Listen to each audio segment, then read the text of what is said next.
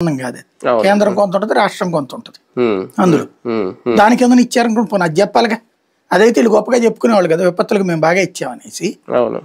ఇళ్ళకి ఇళ్ళే కొట్టుకుపోయి, ఆస్తులకు ఆస్తులే కొట్టుకుపోయి, బళ్ళకి బళ్ళే కొట్టుకుపోతే ఇల్లు మొత్తం నాశనమైనడికి 25,000 ఇస్తే విపత్తుల నివారణ కింద సాయం చేసినట్టు అవుతుందా? గతంలో కంటే ఎక్కువ ఇచ్చారు, ఎస్ కరెక్ట్, కానీ పోయిందేమో లక్షల్లో.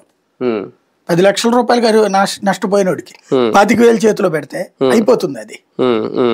కాబట్టి విపత్తు దేని లేదు. పోనీ ఇన్ఫ్రాస్ట్రక్చర్ ఏం కట్టారని, ఇప్పుడు రాజధాని పూర్తయిందో లేకపోతే రాజధానిలో ఇది పూర్తయిందో అనుకోవడానికి ఏం లేదు కదా.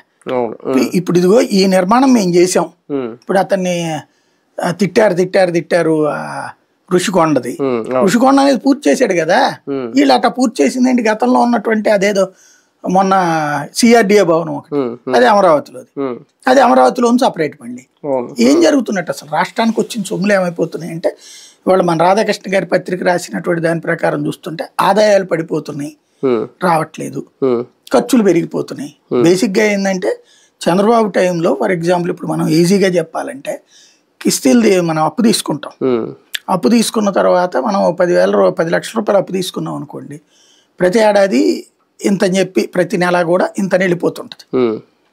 అది చంద్రబాబు టైంలో అది జగన్కి ఎక్కువగా కనిపించింది, జగన్ టైంలో ఇప్పుడు చంద్రబాబుకి ఎక్కువ కనిపిస్తుంది.